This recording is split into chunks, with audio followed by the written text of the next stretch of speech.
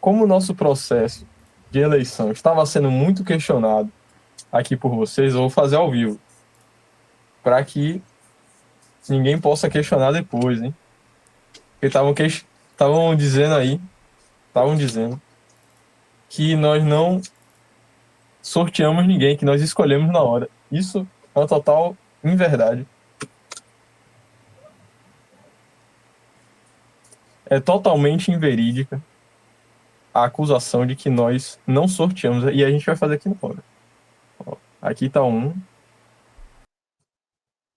Vocês não vão conseguir ver. E aqui tá o dois. Agora bora amassar aqui o papelzinho.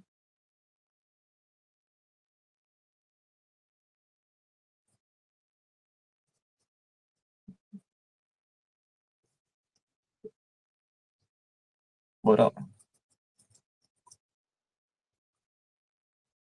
Escolhi qualquer um.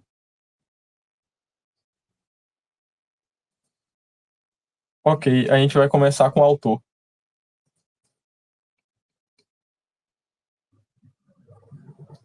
Aí, ó. Tiana falando que sempre acreditou em mim. Ok. Então, bora lá. Acho que falta Maria Eduarda do autor. Falta o Igor também, né, que vai fazer o resumo fático. Falta Igor. E aí? Complicado, né? Gente, Deixa eu eu vou tentar tentar falar com ela. falar com ela. Um segundo. Ok. A gente espera.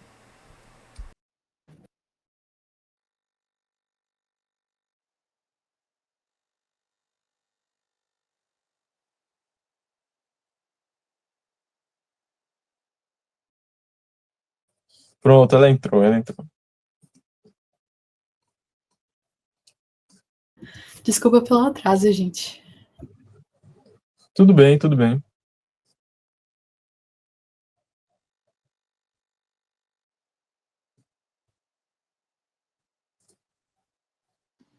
Duda, iremos iniciar. A parte autora vai iniciar. Certo, Bia? Você consegue transmitir aquele slide que eu mandei no grupo? Porque como eu mudei de computador, eu não sei fazer isso. Amanda, agora a nossa chamada ela é flexível, ela não é mais Tenta mandar no início. A gente vai tenta fazendo mandar ao longo da reunião. você tá falando do WhatsApp? Foi, do eu mandei no grupo Internácia. Internácia, ok. Eu vou tentar. Eu tô com o WhatsApp aberto, só tá carregando aqui. Viu? Rapidinho. Intercorrências. Peço que todos liguem as câmeras, por favor.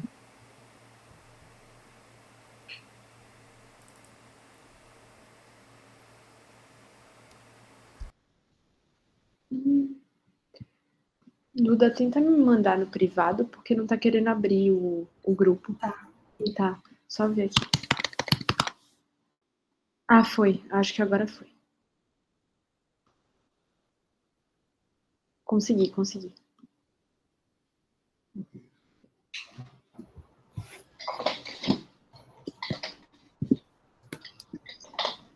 Rapidinho. Vou tentar compartilhar agora. Gente, antes do Internácia começar, eu gostaria que todos ligassem as câmeras.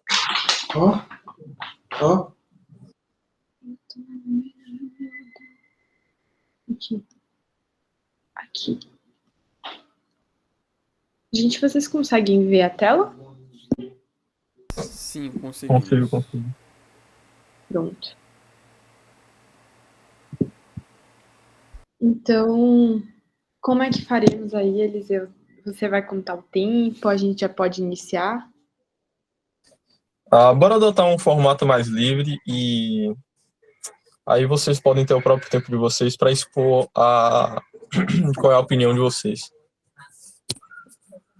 Pronto, tudo bem então.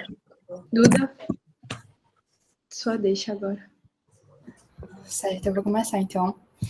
Gente, então, boa noite. Basicamente, eu separei aqui no slide um pouquinho do que eu vou falar e o próximo vai ser Bia. E eu vou falar agora só um pouquinho, basicamente, sobre a exposição dos fatos, em que é muito importante a gente ressaltar que, apesar de não ter havido ali um contrato em si, um contrato escrito, havia de fato um negócio jurídico entre o produtor de tomates com a indústria SICA, se eu não me engano, em que todos os anos acontecia a mesma coisa, a reiteração de uma prática que era de fornecer sementes. Ou seja, a partir dessa entrega das sementes, ocorria a expectativa da compra depois. Então, com isso, é possível a gente afirmar essa existência desse negócio jurídico bilateral que ocorria entre ambas as partes, em que não apenas ocorre pela existência de um contrato escrito em si, mas também um oral, em que há um acordo de vontades. Ou seja, ali pela habitualidade do comportamento e da própria confiança existente entre ambas as partes, havia a reiteração, como eu falei, da própria prática, ou seja, os atos preparatórios, se eu posso dizer assim, que seria da refornecer sementes, e seria reafirmando que ela recompraria a produção. Então, esse também é um fato que foi dito pelas próprias testemunhas. Outra coisa importante da gente ressaltar é o artigo 427 do Código Civil, em que ele fala sobre a proposta feita pela pessoa ausente. Ou seja, eu não preciso fazer a proposta feita de maneira direta a outra pessoa. Ou seja, pode ser por meio de uma intermediação, ou por outras pessoas, até mesmo correios, que é algo que a gente vê praticamente quase todos os dias. Então, com isso, houve ali também uma aceitação da oferta por meio desses intermediários, que foram as pessoas que levaram as sementes e também pela pessoa que recebeu a semente em si. E, além disso, é importante a gente ressaltar também a parte do comportamento reiterado ao longo dos anos, que é algo interligado com os usos e costumes do local, em que o costume ele é uma fonte do direito, aqui no Brasil também, só que não de forma muito intensa, é mais nos Estados Unidos, já que eles utilizam common law, que é aquele costume pela prática jurisprudencial, se não me engano, e assim, aqui no Brasil fica mais atuando de uma forma subsidiária. Então, quando existe alguma lacuna que uma lei não consegue suprir, a gente utiliza esses usos e costumes. Então, basicamente, como uma pessoa vem de um lugar do interior em que não existe, mas não de forma tão efetiva assim, a prática de contratos escritos, mas se por práticas mais orais ali, transmitidas oralmente, é uma forma de um costume local que tem que ser levado em conta. Então, a confiança existente ali por ambas as partes é uma confiança que não é aquela confiança de eu confio na pessoa, é aquele estado psicológico, não, aquela crença ou convicção, alguma coisa. Mas sim, é uma situação em que uma pessoa média, uma pessoa de fora, consegue ver que a partir de tais atos, existiria uma relação negocial. Ou seja, só de uma pessoa de fora tá vendo que a SIC entregou as sementes, mais uma vez, é possível a gente comprovar que existiria mais um contrato de um negócio jurídico ali firmado, que seria a compra dos tomates.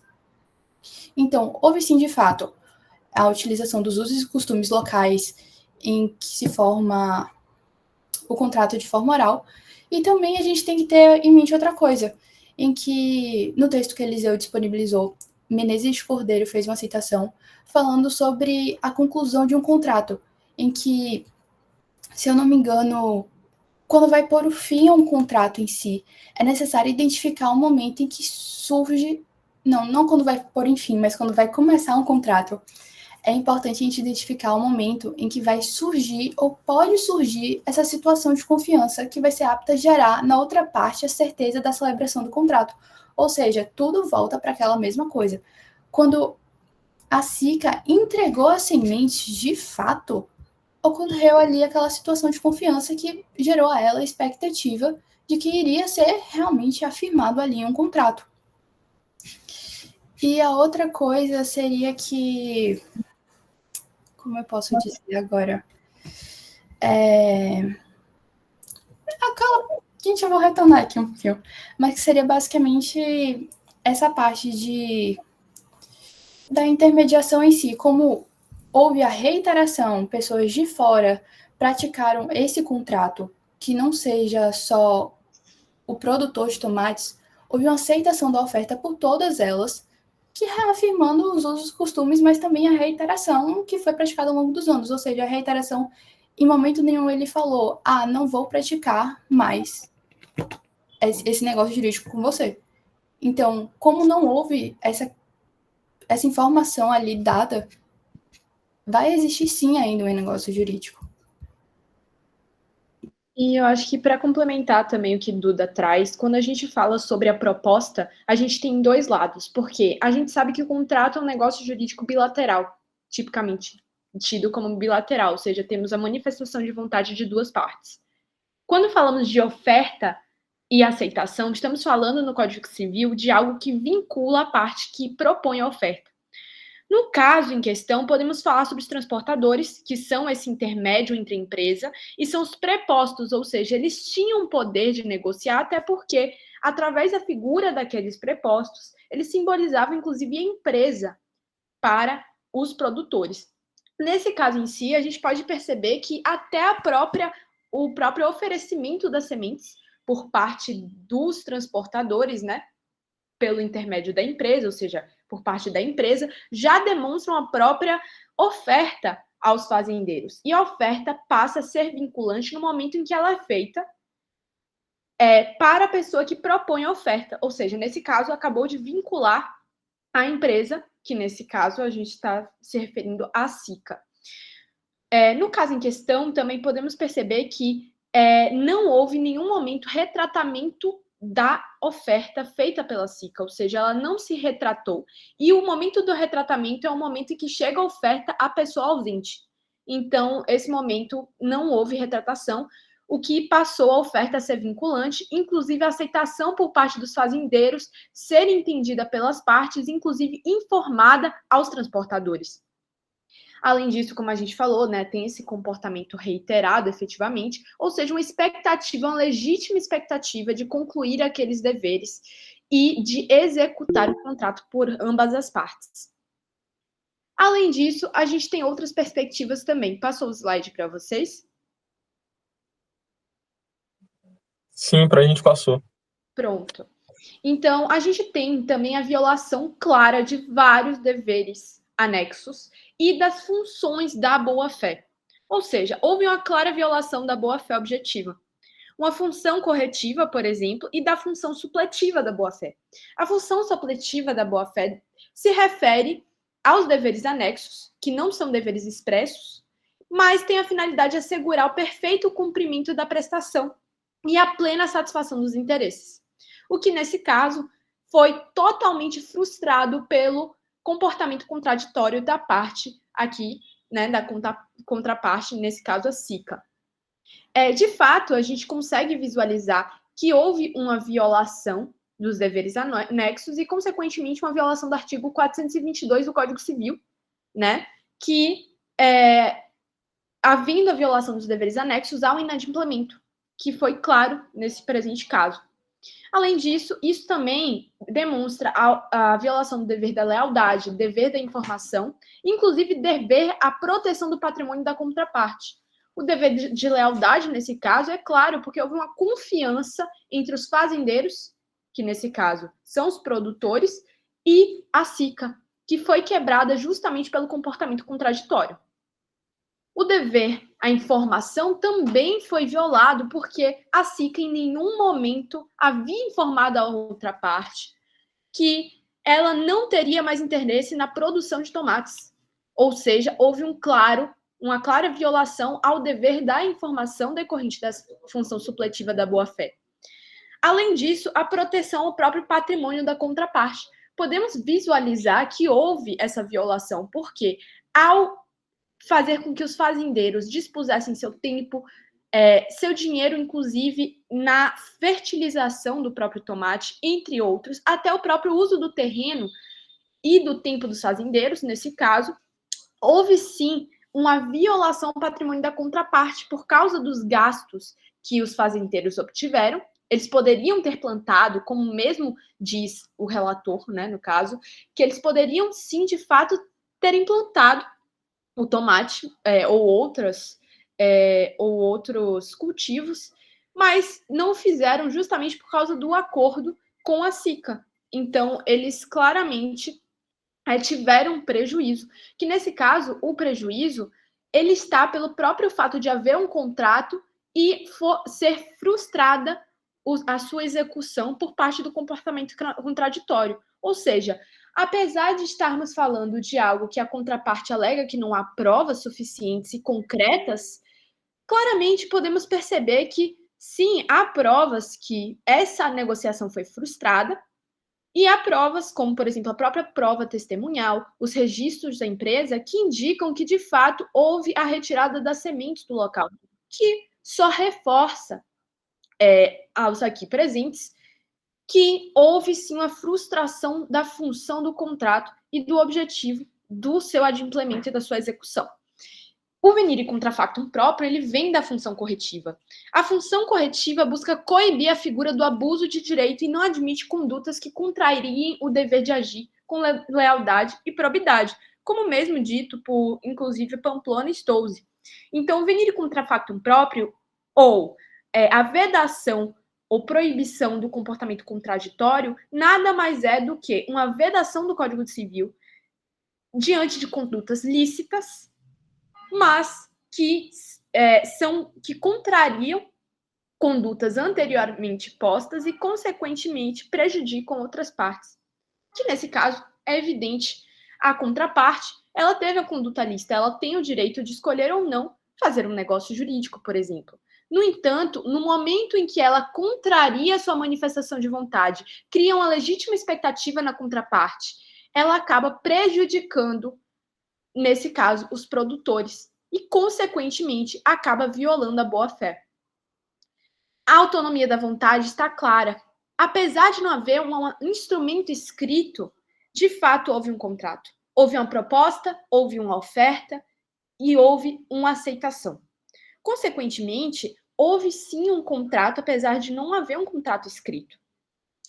E a autonomia da vontade, juntamente com a manifestação de vontade das partes, é clara a partir do momento que se tem embalagens referentes aos tomates, que são entregas pelos próprios representantes daquela empresa, os prepostos. Além disso, há também a entrega dos próprios das sementes do tomate. E tudo isso reforça que há o interesse das partes de efetuarem um contrato e executarem esse mesmo contrato. Por isso, o contrato efetivamente existe. Além disso, podemos falar sobre supresso e surrectio, principalmente a surrectio. A surrectio, ela prevê o surgimento de um novo direito, ou seja, a ampliação de direitos de uma das partes, pois a inércia de um dos contratantes cria outra uma expectativa de titularização de direitos não pactuados previamente. Ou seja, quando temos a surrectio, acaba havendo um surgimento de um direito por uma das partes, que passa a ser um direito adquirido pelos costumes que a outra parte implementa. Nesse caso, houve sim uma aquisição de um direito por parte dos produtores por causa do comportamento reiterado entre as partes, o que só demonstra que, nesse caso específico, apesar de não haver contrato escrito, independente disso, pelo comportamento reiterado das partes, há praticamente um direito adquirido. Então, temos, nesse caso, os usos e costumes que são claros e a frustração do negócio pela parte ré, que, nesse caso, busca frustrar a função social do contrato e a função propriamente dita do contrato, juntamente com a sua execução, e se torna inadimplente de um contrato que, apesar de não ser escrito, é pactuado pelas partes, e, se não entender assim, passa a violar pelo menos os deveres anexos da boa-fé. Obrigada. Então, eu vou ser aqui além de mediadores, um dos jurados, né? Porque Matheus Lobão informou que ia ter um contratempo hoje, que ia ter um compromisso e não conseguiu ter. Então, eu faço a seguinte pergunta à equipe. E se o plantador de tomates não quisesse vender tomates para a SICA? vendesse para outra instituição? Bom, no caso A partir, concreto, pode falar. a partir do momento que ele aceita as sementes, ele também está vinculado ao negócio jurídico que sustentamos que existe. Além do que, se ele não utilizasse as sementes para depois vender os produtos, os frutos obtidos para a empresa, ele estaria incorrendo em enriquecimento sem causa, né? Porque ele estaria se aproveitando ali do ato de doação das sementes para plantar e depois, se valendo da inexistência desse custo com a semente, lucrar mais em cima do patrimônio alheio. Então, ele estaria incorrendo em ato ilícito, ele seria responsabilizado também por isso.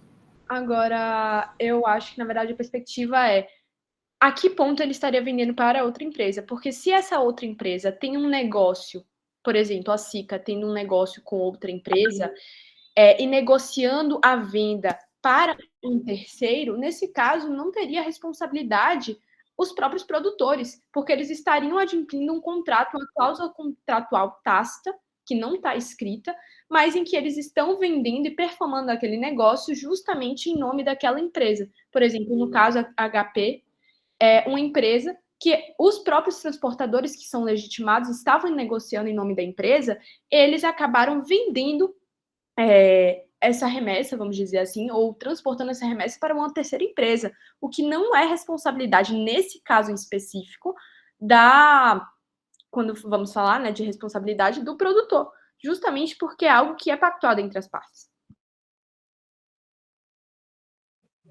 Arthur, tem mais alguma pergunta?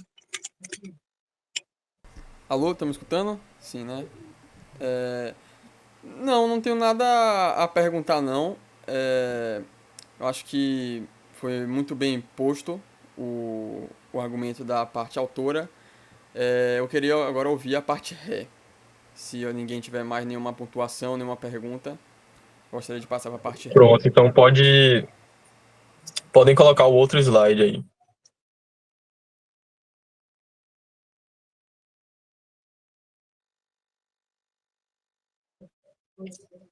Badaró, tá com o slide? Alguém consegue compartilhar? Tuca, você consegue? Eu consigo. Eu consegui fazer o compartilhamento. Pronto. Obrigada. Vamos lá.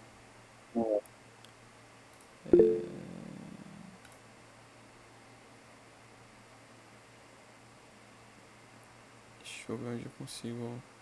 Esse aqui.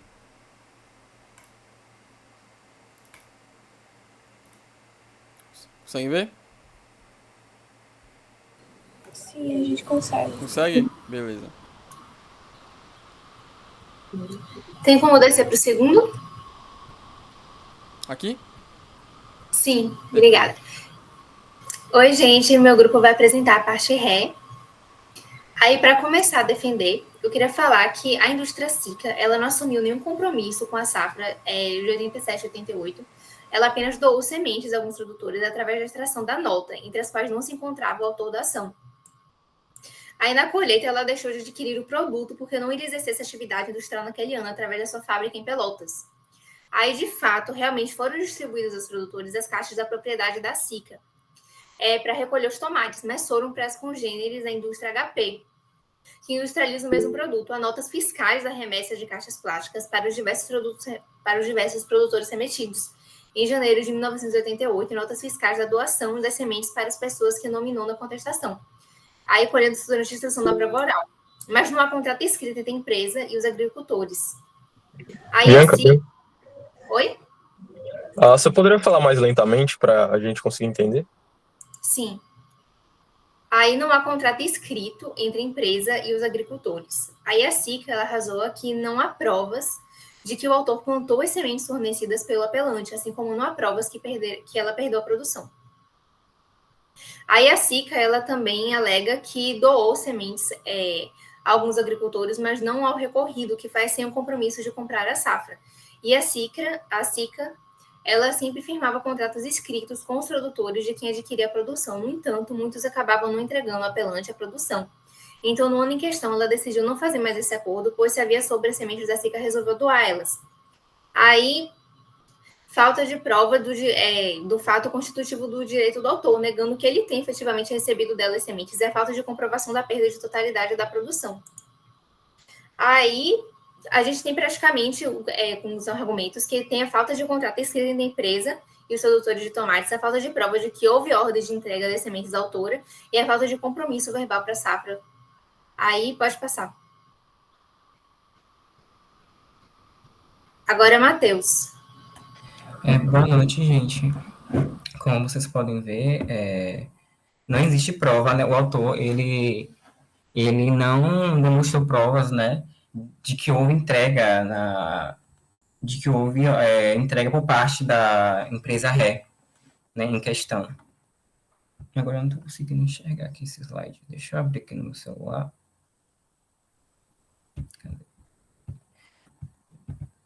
Pronto. Então, o autor, né, que no caso é o produtor rural, ele não demonstra que há provas por parte da empresa ré na entrega nos galpões da autora, né, em relação às caixas para a coleta dos tomates. Sem falar que a parte autora, ela não provou que houve o plantio das sementes e que perdeu a produção, né. Sim, também tem a questão de que a parte ré, ela desativou, né, o setor de tomates e todos os atos da SICA foram referentes à sua cogênere, que no caso é a empresa HP, e não foi da parte autora. Deixa eu só...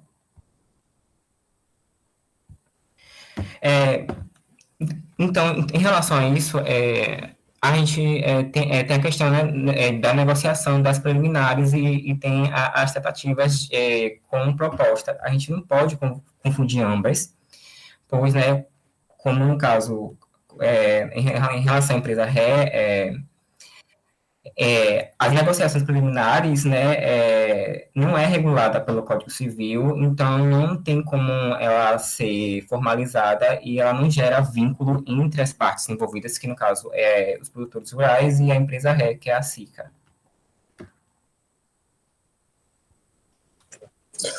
Ok, eu vou fazer uma pergunta que é o seguinte. Se o produtor tivesse usado as sementes, se realmente tivesse prova de que a empresa foi lá, deu as sementes a ele, ele plantou as sementes e que ele ia perder e que ele perdeu a safra, a empresa SICA poderia ser responsabilizada?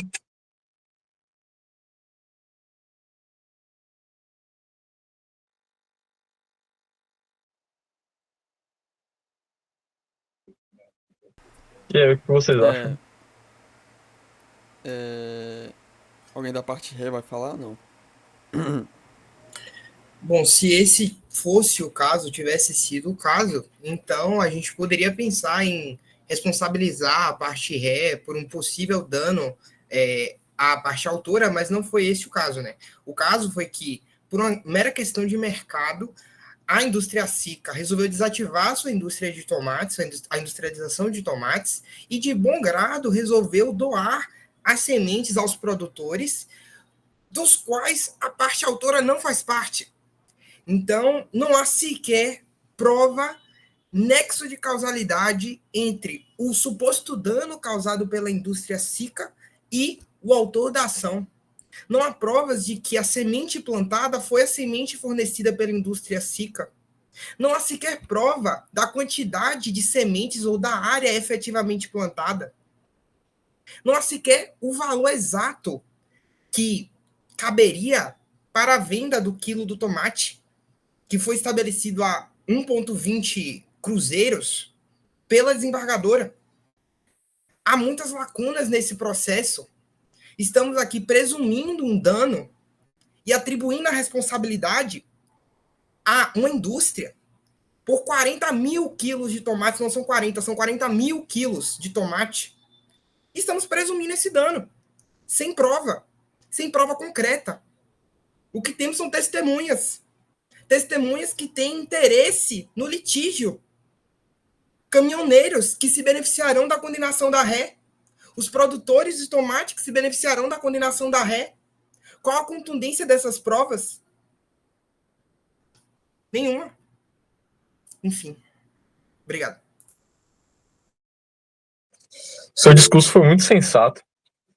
E Arthur gostaria de fazer alguma pergunta à equipe princípio? Eu acho que foi muito bem pontuado. Eu gostei do Foi. discurso de Matheus Lobão. Foi muito bem pontuado. Muito apaixonante, inclusive. Eu percebi o tom apaixonante com que ele estava falando. Eu gostei. Foi bem pontuado. Eu gostei. Então, eu gostaria que alguém do grupo internasse, em especial alguém que ainda não falou, ou que ainda não perguntou, pelo menos como João Gabriel, há algum membro do outro grupo que ainda não falou alguma coisa, mas pode ser qualquer um dos três.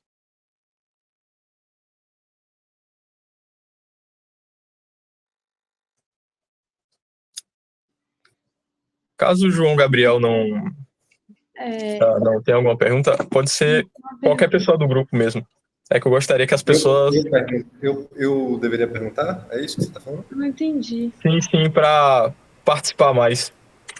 Pronto. Eu tenho uma pergunta que ele mencionou que os caminhoneiros que testemunharam no caso teriam interesse pessoal no resultado do processo, e eu queria saber como eles teriam interesse pessoal se eles não são titulares do direito de receber a indenização que foi concedida.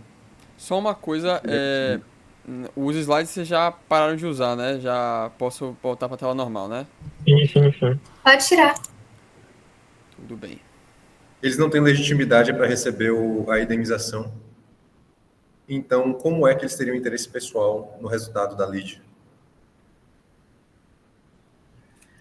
Os caminhoneiros, eles têm um interesse indireto na condenação da parte ré, porque eles que fazem o transporte das sementes.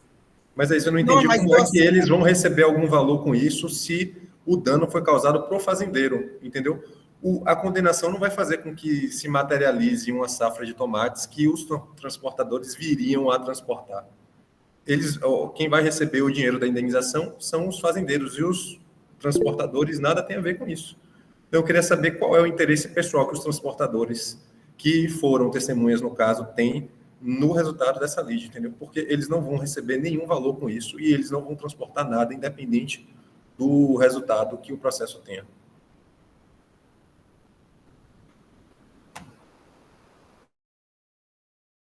Essa é a pergunta. Alguém do grupo Princípio gostaria de responder essa pergunta?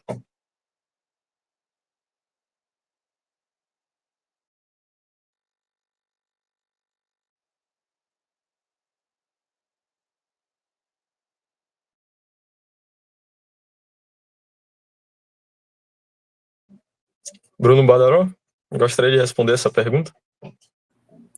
Bom, o que eu teria a dizer seria que não só os caminhoneiros, né, que não foram só eles que foram ouvidos, mas, se eu não me engano, produtores de insumo, que foram pessoas que foram ouvidas e testemunharam, dizendo que supostamente a indústria SICA teria se comprometido verbalmente a comprar a safra de 87 e 88, né, são pessoas que possuem sim um interesse indireto, especialmente os produtores de insumo e outras pessoas que foram ouvidas pessoalmente, que agora o cargo me foge à memória, mas são pessoas que, de fato, possuem interesse, talvez não com a condenação ou com o recebimento de um valor, mas com a manutenção dessa relação jurídica, com a manutenção desse negócio entre as partes, entre o possível transporte posterior de sementes e uma nova safra, ou a continuidade dessa relação jurídica. Então, talvez não um interesse direto e imediato com o recebimento de algum tipo de indenização, mas com a manutenção dessa relação entre entre a indústria SICA e os produtores que supostamente receberam suas sementes. Mas, Bruno, você não concorda comigo que é impossível estabelecer um nexo de causalidade entre o restabelecimento dessa relação jurídica contratual aí entre ambas as partes e a condenação? É impossível. Não tem como você pegar, olhe, por causa disso aqui, essa condenação vai levar a manutenção da relação jurídica que outrora existiu. E também não há como você enunciar um único benefício, direto ou indireto, que os transportadores vão ganhar com a condenação ou não da empresa a indenizar os fazendeiros. Não tem como. Se há um benefício ou um caminho em que a condenação levaria a restabelecer a relação jurídica. Eu vejo no sentido oposto. Se condenar, só da existência do litígio já demonstra que as partes não vão se aproximar, pelo menos tão cedo, né? Por conta do entrave, do imbróglio que houve no processo. Eu queria saber se eu posso complementar a pergunta também. Pode, mas eu acredito que depois da sua fala, se alguém quiser falar alguma coisa, né, tudo bem, mas a gente iria para alguma outra questão para ir avançando aqui nos tópicos do debate. Mas pode falar. Pronto, é uma pergunta também relacionada ao tópico, mas basicamente são 2 pontos, que é o seguinte: se em tese tivesse esse interesse, por que não houve suspeição ou impedimento da testemunha? Que é o primeiro ponto. E o segundo ponto é o seguinte, que a gente não pode ignorar também que estamos falando de transportadores. Qual seria o interesse dele, do transportador que trabalha para aquela empresa, de testemunhar contra aquela empresa em um processo que envolve um produtor de tomates? Ele não estaria se prejudicando? É mais ou menos essa pergunta. O que eu diria é que os transportadores, não há na sentença, ou ao menos eu não identifiquei a ideia de que eles eram funcionários da empresa, né? Eu não sei se eles eram funcionários da empresa ou se eles eram prestadores de serviço do tipo autônomo, né? Que presta serviço individualmente, né? Mas seja como for, as testemunhas que testemunharam, obviamente, pressupondo o acordo e, portanto, contra a empresa ré, só podiam ser testemunhas que tinham algum tipo de interesse, mesmo que remoto, com a manutenção da relação jurídica. Não havia ali uma testemunha que que pudesse ser imparcial ao ponto de enunciar a relação jurídica entre as partes como ela era de fato, que é inexistente. Não havia relação jurídica entre a indústria SICA e os produtores de tomate. Houve de fato, mas não quanto à safra de 87 e 88. Então, não tem como você ter ouvido alguma testemunha que fosse imparcial no processo, que fosse imparcial no desenrolar dos fatos, né? Então, assim, é isso que eu teria a responder à sua pergunta, Bia. Eu gostaria de direcionar o debate agora para outro ponto, que é o seguinte.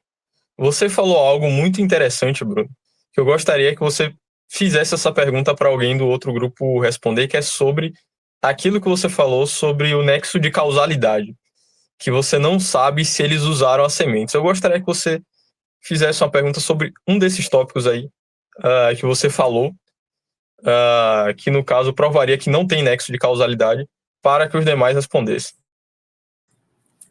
Bom, o meu raciocínio foi baseado, inclusive, na doutrina de apoio, né, que, segundo Lawrence, desculpem meu alemão, que é nulo, ele diz que o dano é uma lesão a um bem jurídico reconhecido, né? Mas quando a gente pensa em dano, a gente pensa em 2 elementos para se configurar o dano.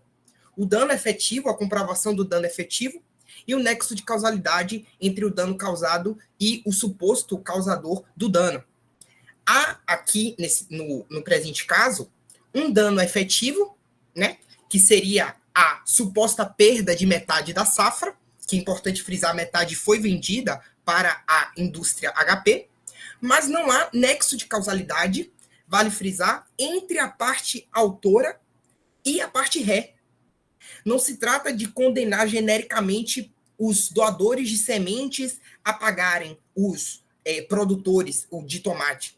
Aqui está sendo condenado especificamente a indústria SICA ao pagamento de uma parte autora específica, não é a todos os produtores, é um produtor específico. E não há nexo de causalidade, não há prova contundente de nexo de causalidade entre a doação das sementes que supostamente pertenciam à indústria SICA e a parte autora em específico.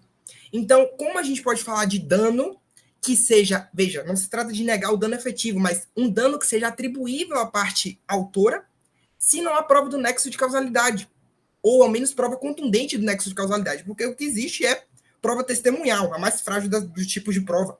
Então, essa é a pergunta que fica para a equipe contrária, que seria: como atribuir o dano à indústria SICA se não há provas de nexo de causalidade? Eu gostaria que, preferencialmente, Maria Eduarda respondesse, porque eu quero que todo mundo participe, né? João Gabriel já falou, Bia já falou. Pode falar, Maria Eduarda. Eu acho que aquilo exatamente que eu falei, como é uma prática que foi praticada ano após ano, ali tem uma reiteração de um contrato que, né, tipo, pode não ser escrito, mas foi de forma oral, em que diversas outras pessoas, testemunhas, afirmaram que existia aquele negócio entre as partes, entendeu? Então, tipo, pra mim, tudo vai ser a partir disso. Então, se a SICA quis simplesmente cancelar, sair desse acordo, também não avisou, não fez nada, ela deveria ter feito isso, entendeu? Pode falar, Bia.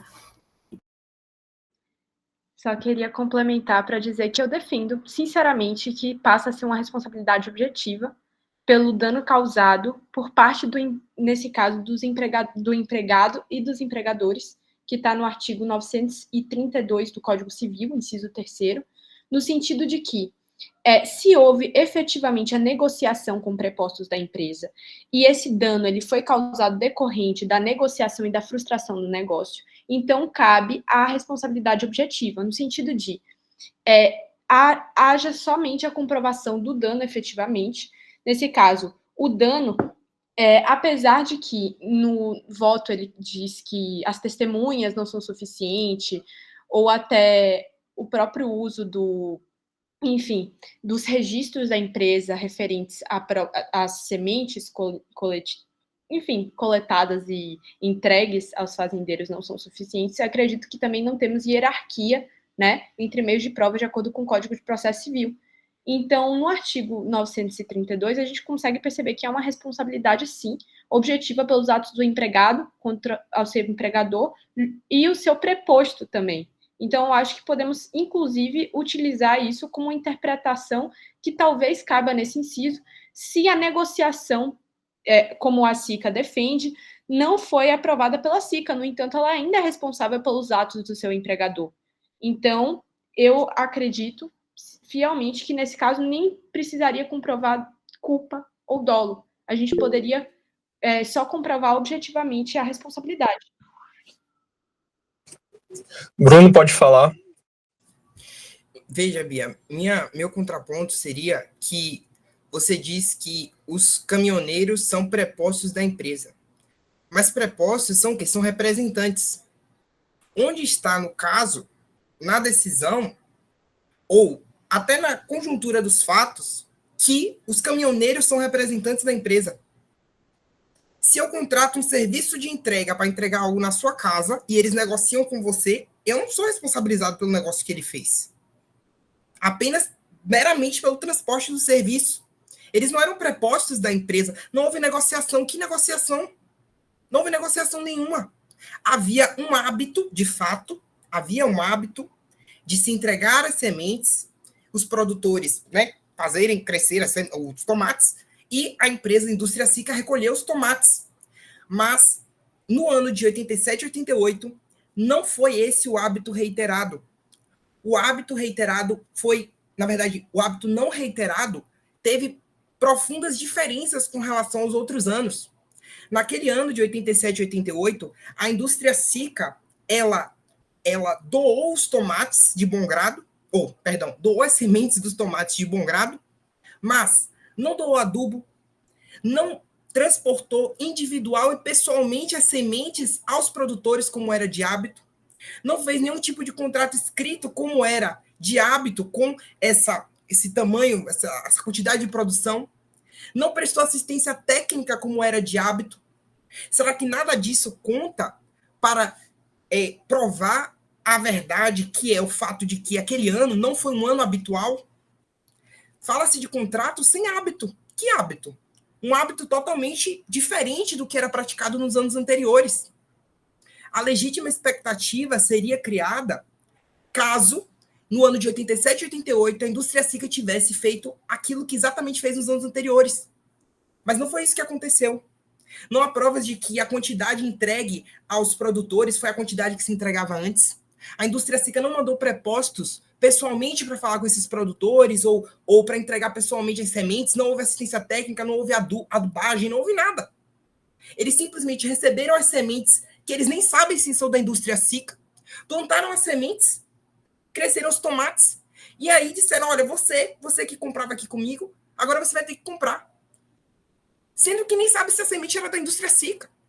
Aí agora estamos penalizando uma indústria ao pagamento de 40 mil quilos de tomate por algo que não pode nem ser objetivamente provado ou imputado. A pergunta foi direcionada a mim, certo? Só perguntando. Ok. De acordo com a página 8 do caso, enfim, da página 8, né, do documento, né, feito pelo relator, ele utiliza a palavra prepostos. Ou seja, podemos, através de uma interpretação, não sei porque eu não analisei efetivamente o regime de emprego imposto entre o transportador e a empresa, mas ele se utiliza da palavra preposto. De fato, a gente consegue perceber que os transportadores eles eram vinculados à empresa. Então, assim, não podemos negar que eles são prepostos da empresa. E se houve negociação entre o empregado e a produtora, enfim, o produtor de tomates, consequentemente, sim, se isso impactou negativamente, gerou um dano e uma responsabilidade civil, cabe objetivamente, de acordo com o Código Civil, o empregador a responder pelos atos do empregado, que nesse caso foi a negociação, ou seja, ele se vincula, sim, à negociação daquele preposto. Isso é de forma objetiva. Devemos lembrar que o caso ele fala de um período anterior, em que não tinha muitas essas previsões. Não lembro exatamente a data do caso, vocês podem até pontuar isso para mim, mas eu sei que estamos falando de um período em que eles nem discutiam responsabilidade objetiva ainda.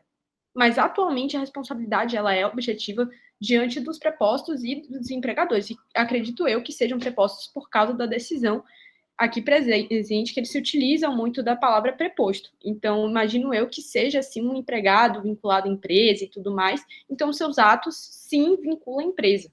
Então, é o nosso posicionamento. Ok. Eu gostaria que vocês agora fizessem alguma pergunta para o grupo Princípio.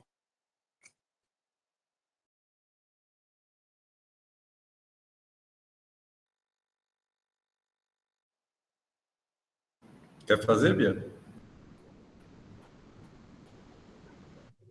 Você quer fazer? Ou Você tá doida para fazer? Pode fazer. Pode fazer. Eu já falei, já esgotei meu repertório. Então, vocês preferem que a gente vá para os votos já? Estão ansiosos aí para ver o que os juízes vão decidir? Eu estou ansioso. Ok, deixa eu ver se eu consigo colocar aqui a minha nota, tá bom?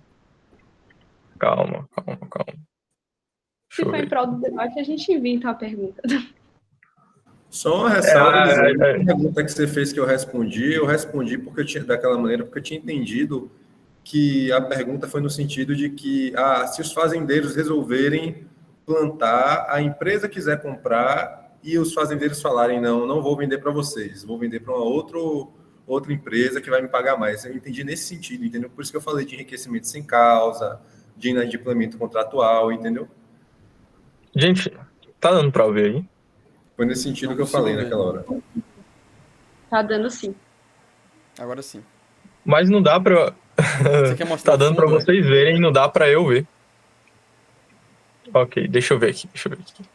Bom, enquanto o Eliseu tá tentando arrumar aí, eu gostaria de fazer a ponderação. Eu achei excelente o debate agora. Ambos os lados argumentaram muito bem.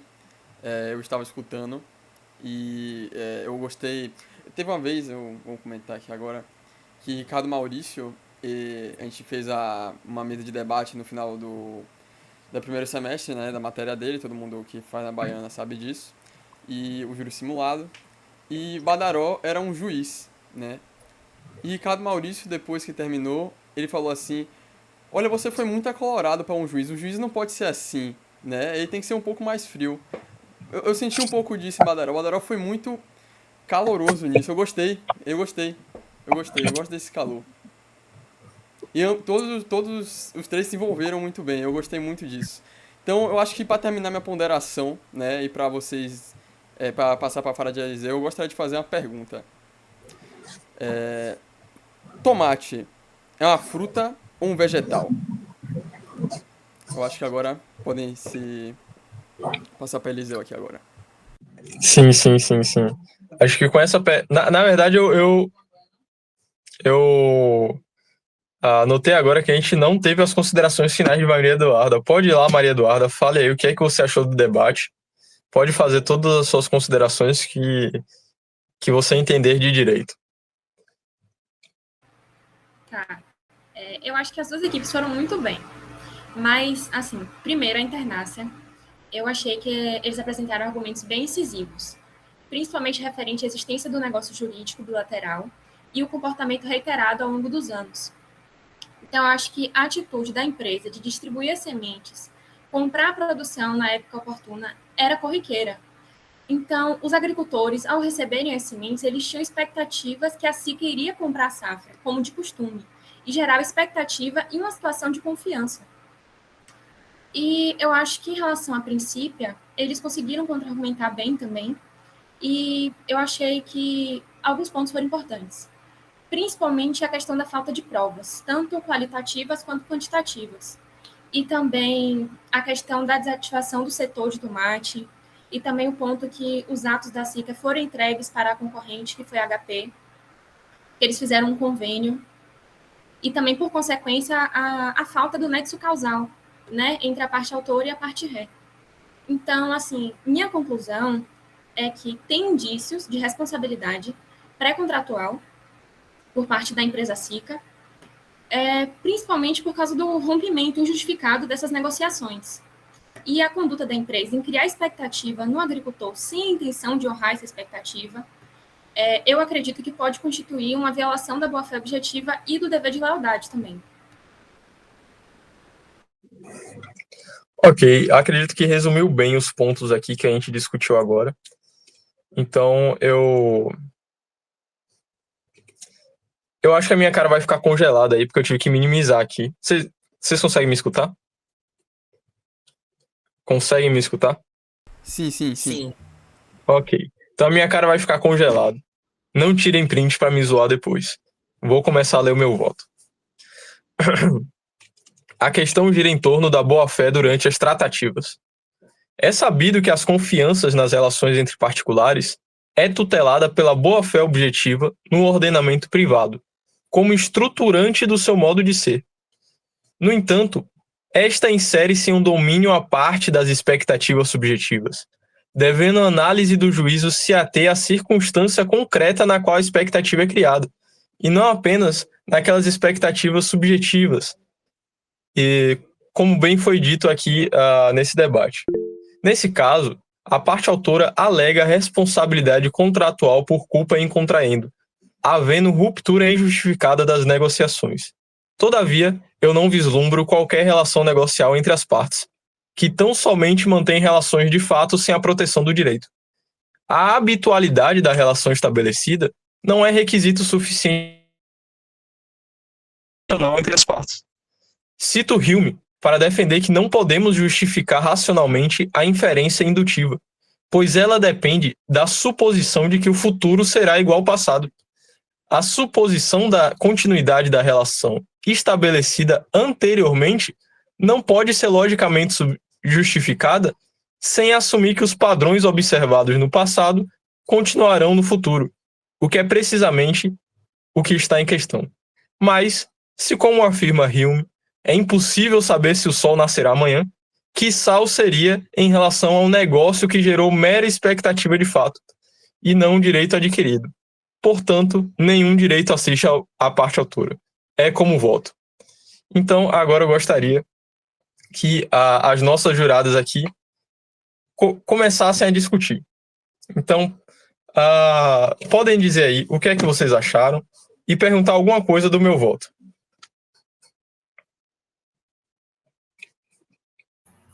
Rafa, quer perguntar alguma coisa?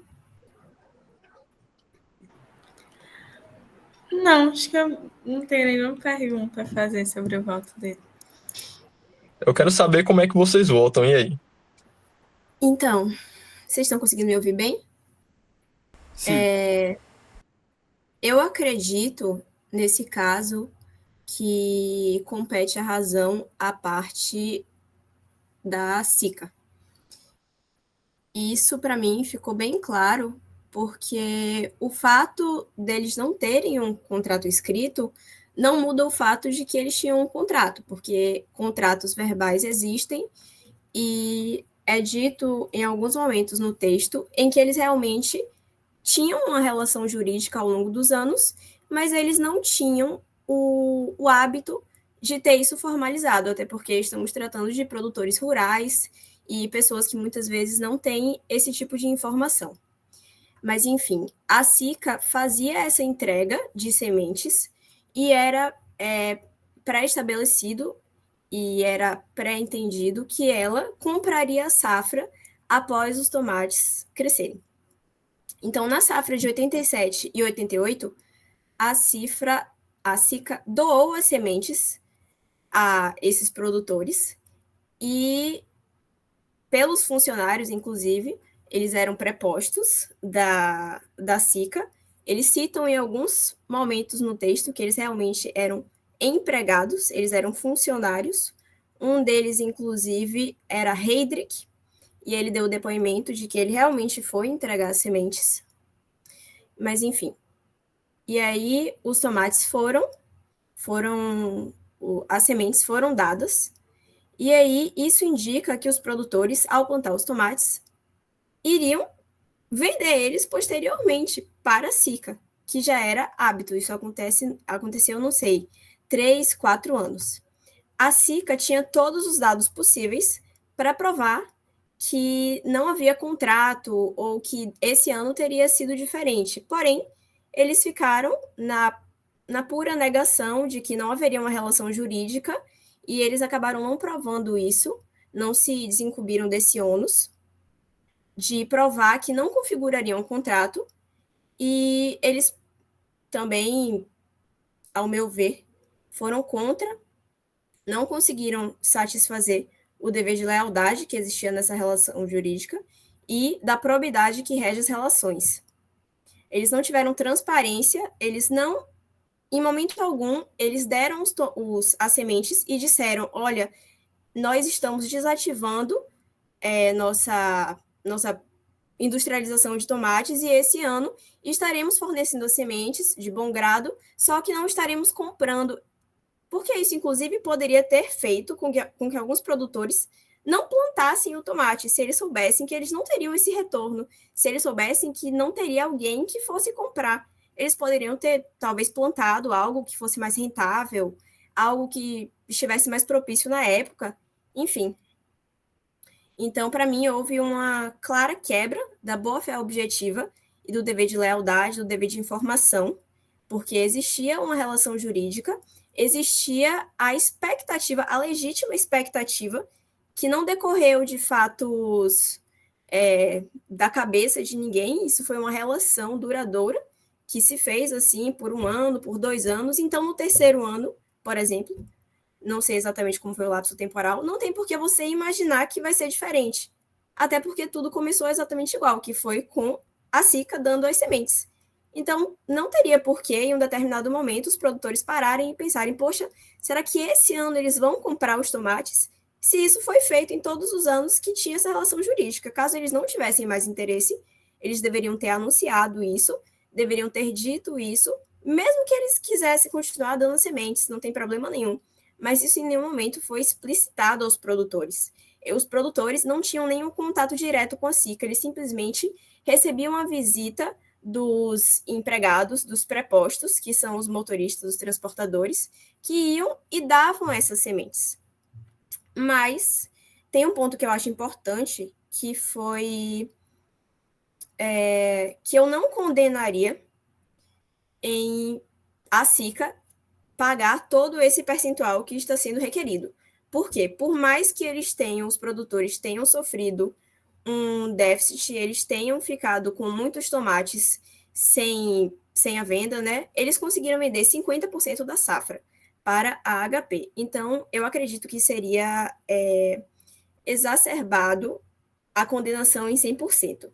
Então, acredito que, considerando que há referências ao percentual de 50%, que foi o que foi vendido dos tomates, o pedido formulado na inicial deverá ser reduzido ao efetivo dano que eles sofreram.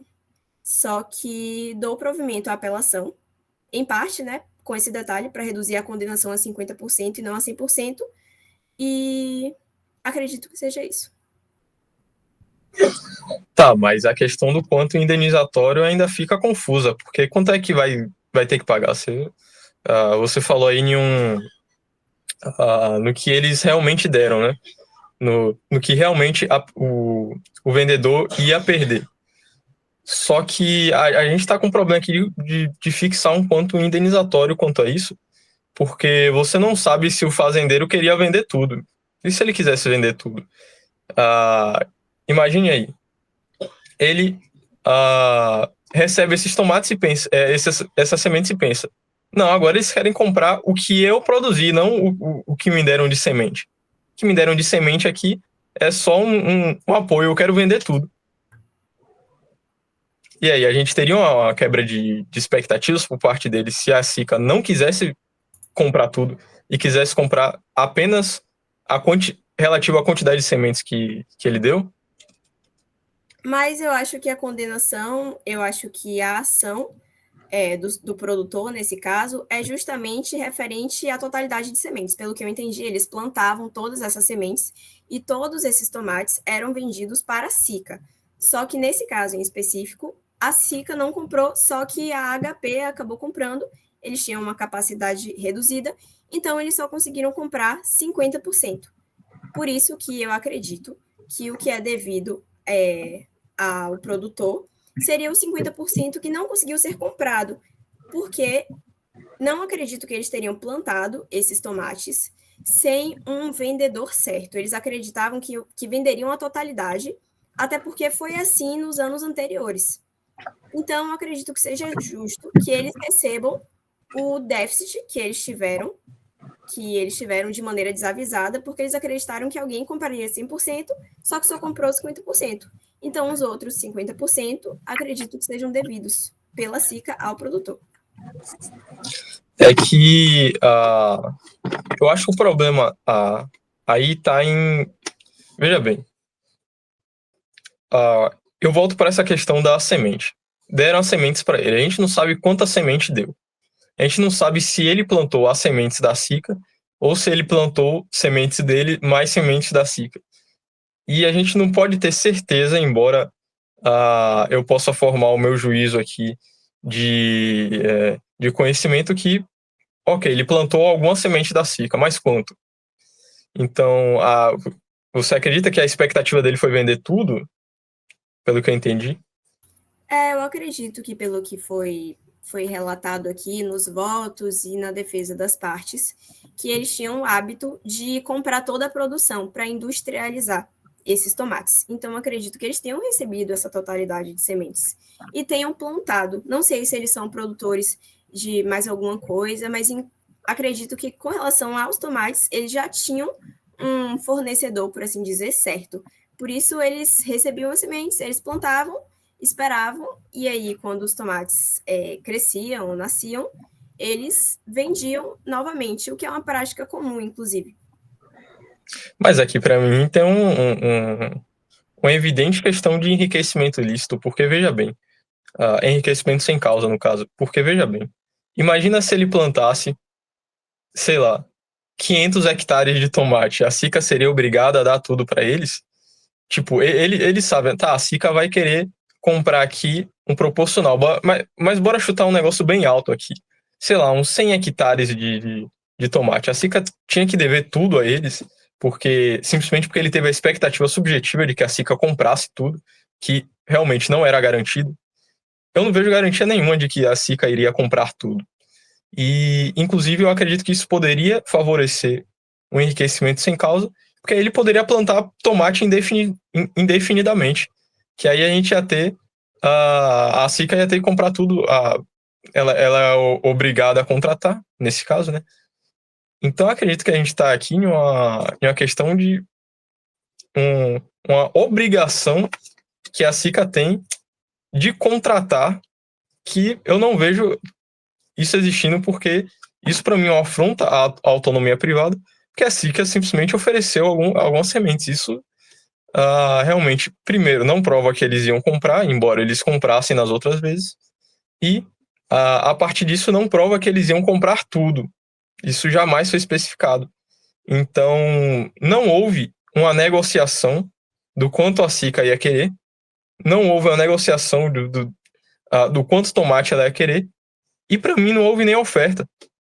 Para mim, esse caso aqui, ele é simplesmente de inexistência de negócio jurídico. Para mim não tem negócio jurídico. Não há manifestação de vontade. Essa manifestação de vontade do cara do transporte ir lá e dar a semente para ele, para mim, primeiro, isso é um contrato de doação, e segundo, no máximo aí a gente teria uma circunstância objetiva de que a SICA tem interesse em comprar tomates, o que não significa que ela vá comprar tomates. Para mim aqui é situação de fato, mera situação de fato, não tem expectativa de direito. Você enxerga de uma maneira diferente? Eu enxergo nitidamente uma relação jurídica, e com relação a essa questão que você falou,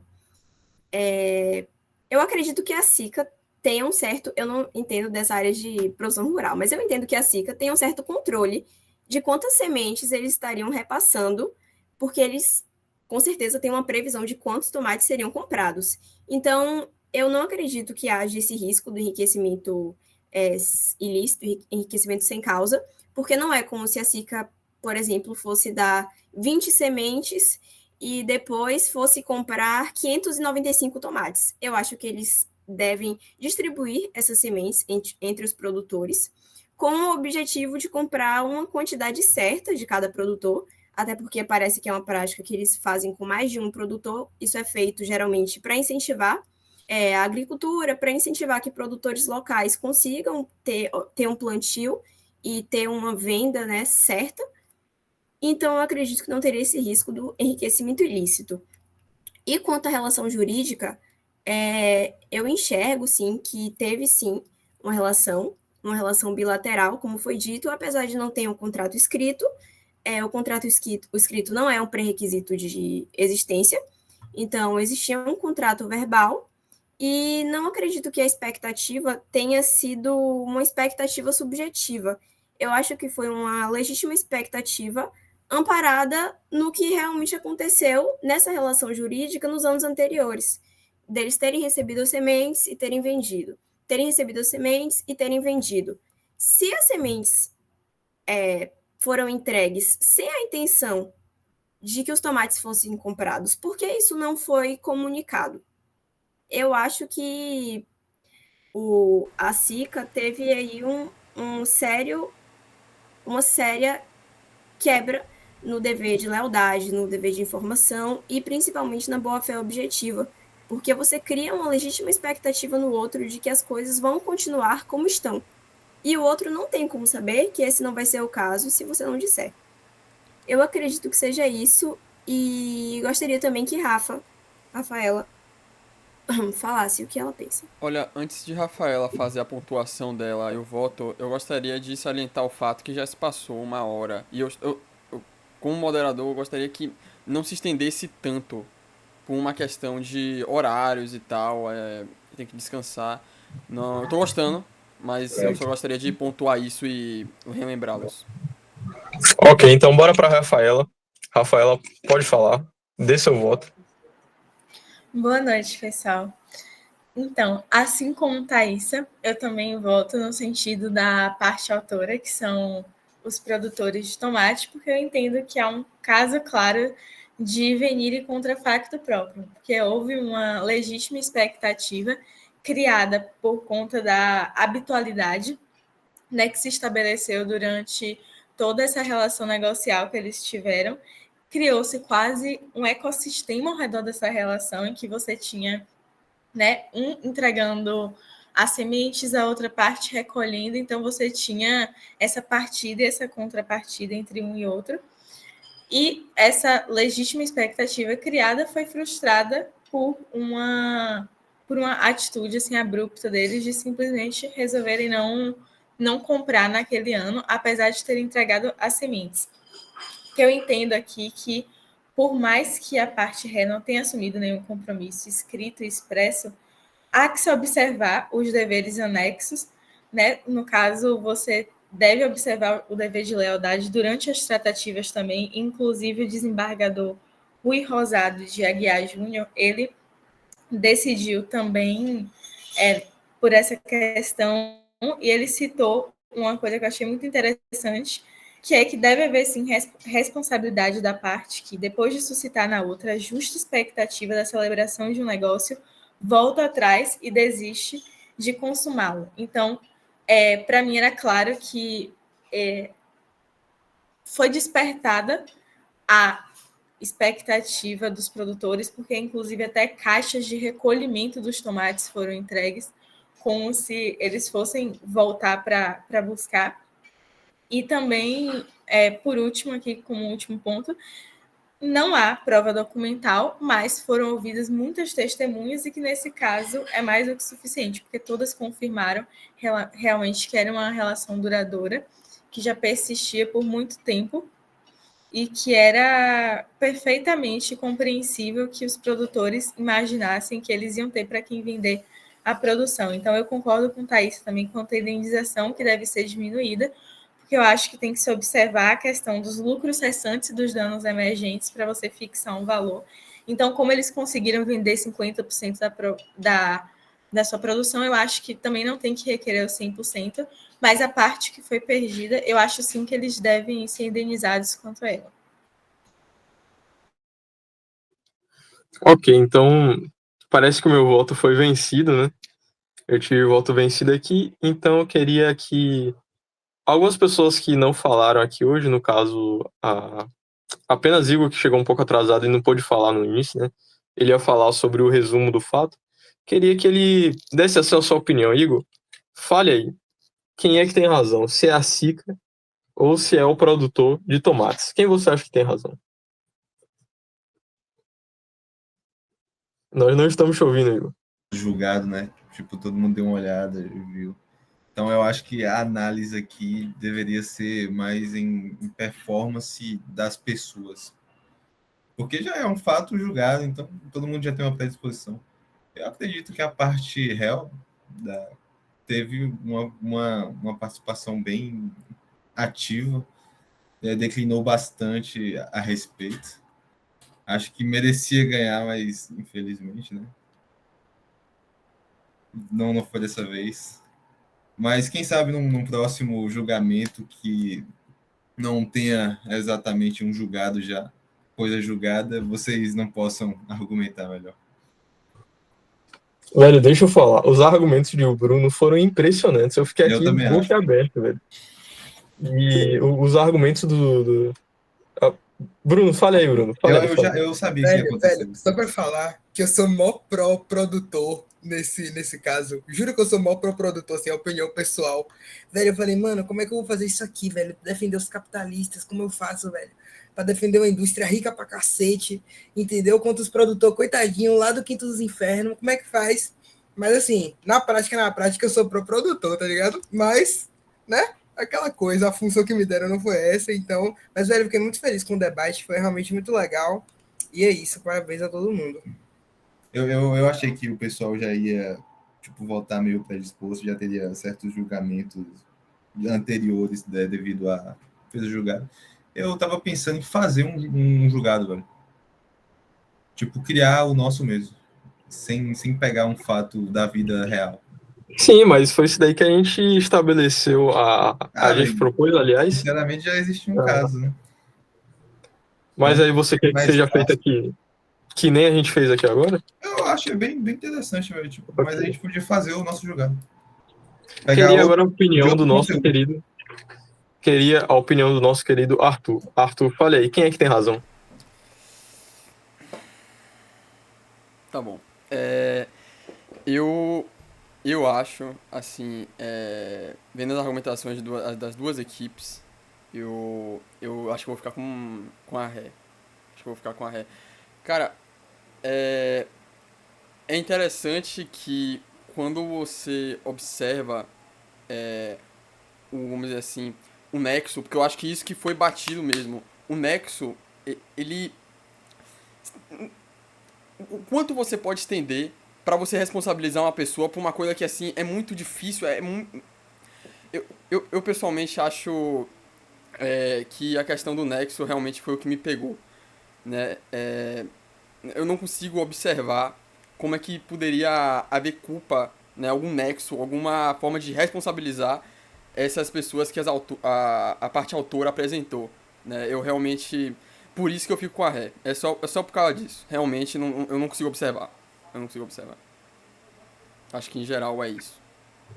De forma resumida. Assim, eu tinha até uma opinião aqui, mas me fugiu agora da mente, que era justamente em relação a essa questão. Não, lembrei agora. Por exemplo, se você disser que teve contrato aí, você vai ter que admitir, por exemplo, que se o produtor de tomates não plantasse o tomate, ele teria que responder. Sim. Por exemplo, a semente do tomate azedou. Cara, vai ter que responder. Era pra você ter plantado o tomate. Isso. Qual é o limite de você conseguir responsabilizar uma pessoa sendo... Entendeu? É muito difícil. Pra mim, não tem como você É responsabilizar. algo realmente difícil de visualizar. Eu fico, pelo menos menos pra assim, mim. não consigo observar. Mas nesse caso, eu acho que, se fosse ao contrário, eles realmente também responderiam. Inclusive, esse caso dos tomates foi um caso parecido com o que Vicente deu na aula de contratos, que a gente fez uma parte da segunda avaliação, e foi justamente essa legítima expectativa que é criada na outra parte ao longo dos anos. E essa parte do ao longo dos anos, ao longo do tempo, é muito importante. Porque, como o Rafa falou, você cria um ecossistema, você cria uma relação duradoura. Então, realmente, para você ter a quebra ali e falar, olha, não vai mais ser assim, eu não vou mais comprar, tô te dando, mas você pode plantar e tentar vender para outra pessoa, realmente teria que ter partido da empresa, né? Da indústria. Bruno, pode falar. Sobre isso que Arthur falou, né? Tipo assim, o nexo causal era tudo que eu tinha.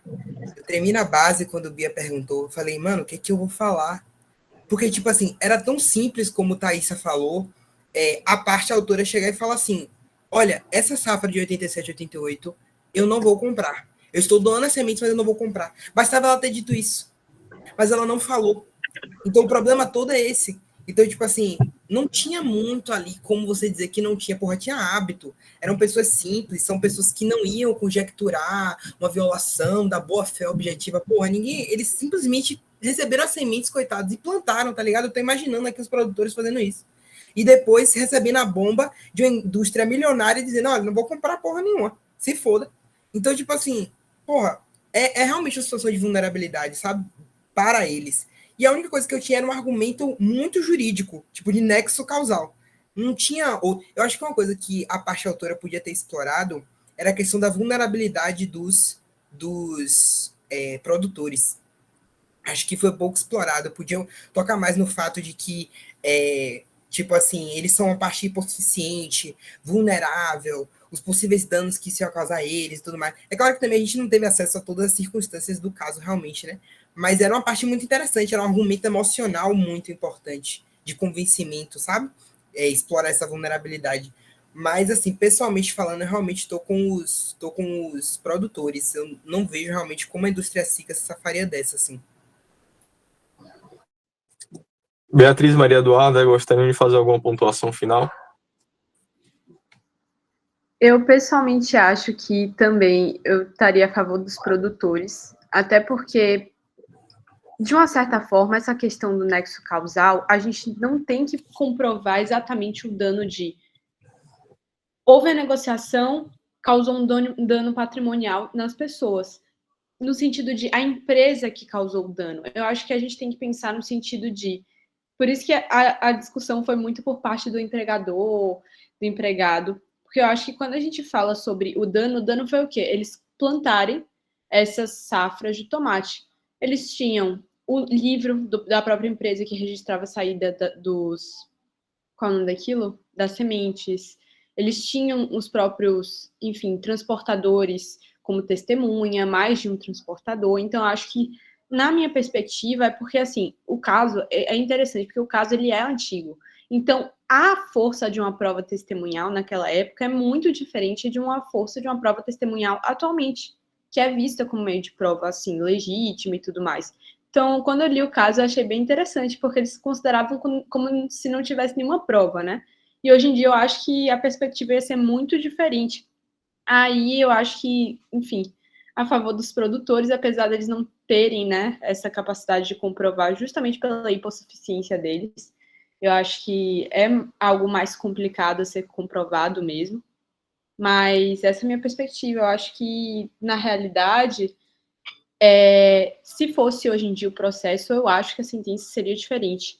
Até porque eles entenderiam que se trata de um representante lá negociando, a própria testemunha, né, que disse que negociou já teria um peso e tudo mais. Então, eu acho que eu tenho essa opinião, eu estou com Badaró nesse ponto, que eu acho que realmente é algo a ser pensado, né? Vamos dizer assim. Duda? Eu ia falar para ela falar alguma coisa. Sim. Basicamente, viu? Eu concordo com tudo que você falou, de verdade. Justamente ver se o processo ocorresse, por acaso, esse ano, seria completamente diferente, né? Ao meu ponto de ver, sabe? E também, uma coisa que eu vejo... Calma. Eliseu, me tira aqui uma dúvida que agora me deu um branco. O caso foi procedente ou foi improcedente? O pessoal dos tomates. A FICA teve que pagar tudo. Tudo vírgula, né? Só 50%. Sim, ok. Então eu tô certa.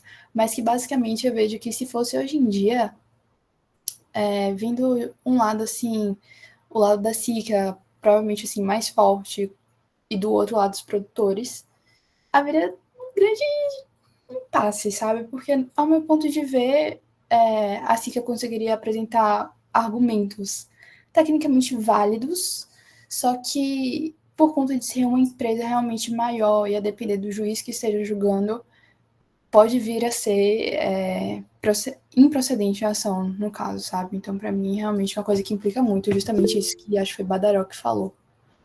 Essa parte do pessoal não ter tantas condições assim, do outro lado. Igor, pode falar. Eu acho que se fosse hoje em dia, sendo advogado da parte, né, do ré, eu tentaria uma mediação antes de uma sentença, porque a sentença poderia ser muito pesada. Seria milhões, brincando. Então era melhor um acordo antes de sentenciar, né? Vai saber a cabeça de juiz. E, assim, esse caso ele foi muito paradigmático, porque eu não sei se vocês sabem, mas a cláusula da boa-fé não existia naquela época.